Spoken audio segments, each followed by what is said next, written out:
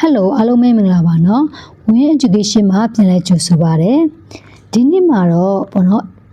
ဒီ EE ရလည်းပဲ E ဆိုတဲ့အတန်ထွက်တယ် EA ရလည်းပဲ E ဆိုတဲ့အတန်ထွက်တယ်ပေါ့နော်နောက်တစ်ခုရရှိသေးတယ် E consonant E ရလည်း E ဆိုတဲ့အတန်ထွက်တယ်ပေါ့နော်ဒါပေမဲ့ဒီနေ့မှာတော့ EE နဲ့ EA တို့ရဲ့ E ဆိုတဲ့အတန်ထွက်တဲ့စကားလုံးအချို့ကိုပြောပြပေးသွားမှာဖြစ်ပါတယ်ဒါဆိုအတူတူလေ့လာကြအောင်နော် EE ဟာ E ဆိုတဲ့အတန်လေးထွက်ပါတယ်ဥပမာ eat meat free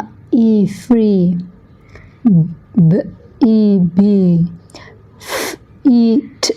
feet tree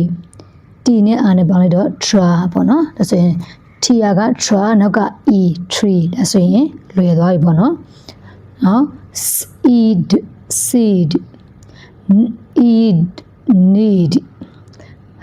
need heal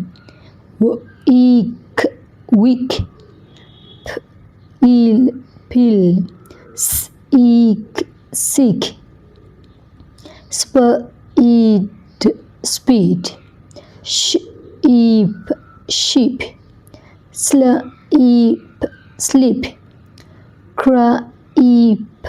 creep green deep queen ဒါဆိုအခုလိုမျိုးပေါ့နော်EE က E ဆိုတဲ့အတန်လေးထွက်တယ်ဒီလိုမျိုးလေးဖတ်ကြည့်လိုက်တဲ့ခါကျတော့ကလေးတွေကအတန်ထွက်ကြီးကိုအတကုံကြီးအလွတ်ကျစရာမလိုတဲ့အပြင်ဒီစကားလုံးမြင်လိုက်တာ ਨੇ ဥမာ FET ဆိုရင် eat feet သူတို့ကကိုဘာသာကိုဖတ်တတ်မယ်ယုံကြည်မှုရှိစွာဖတ်နိုင်လာမယ်ပေါ့နော်ဒါက phonics ကိုလေ့လာခြင်းရဲ့အကျိုးကျေးဇူးဖြစ်ပါတယ်ကဲဒါဆိုနောက်ထပ် EA ရဲ့ပေါ့နော် E ဆိုတဲ့အတန်ထွက်တာလေးကိုလေ့လာကြည့်အောင်နော် EA ကတခြားသောအတန်ထွက်တာတွေလည်းရှိတယ်ဒီနေ့မှာဒီ EA က E ဆိုတဲ့အတန်ထွက်တဲ့စကားလုံးအချို့ကိုပြောပြပေးမှာဖြစ်ပါတယ် eat meat eat sit eat read tea each peach each beach leaf dream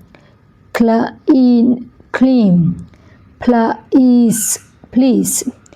east EA က EST က star ဒါကြောင့်မလို့ east အခုလိုကလေးတွေကသူ့ရဲ့စကားလုံးရဲ့အတန်လေးတွေတည်သွားပြီဒီလိုမျိုးလေးတူတာလေးတွေစုဖတ်ထားပြီဆိုရင်ကလေးတွေကပို့ပြီးတော့စကားလုံးတွေးလိုက်တာနဲ့အတန်ထုတ်ကိုအလွတ်ကျစရာမလိုဘဲနဲ့တန်တည်တယ်ပေါ့နော်ဘယ်လိုဖတ်ရမလဲတည်တယ်ဘာလို့လဲဆိုတော့သူကစကားလုံးရဲ့အတန်တွေကိုတည်ထားတဲ့ခါကျတော့အတန်ထုတ်ကိုအလွတ်ကျစရာမလိုဘဲနဲ့ဖတ်တတ်ဆိုရတဲ့ပြောနိုင်တယ်ပေါ့နော်ဒါဆိုတော့ဒါကဒီ phonics လေ့လာခြင်းရဲ့အကျိုးကျေးဇူးပဲဖြစ်ပါတယ်ယခုလိုမျိုးအကျိုးကျေးဇူးအများကြီးရှိစေတဲ့ phonics ကိုလေ့လာလိုပါကဒီ page channel ကို like subscribe follow လုပ်ထားဖို့မမေ့ပါနဲ့နော် Christmas လည်းနီးလာပြီ New Year လည်းနီးလာပြီဆိုတော့ကြိုစရာ Christmas လေးဖြစ်ကြပါစေ New Year မှာပျော်ရွှင်စွာဖြတ်သန်းနိုင်ကြပါစေနော်အားလုံးမင်္ဂလာရှိတဲ့နေ့လေးဖြစ်ပါစေ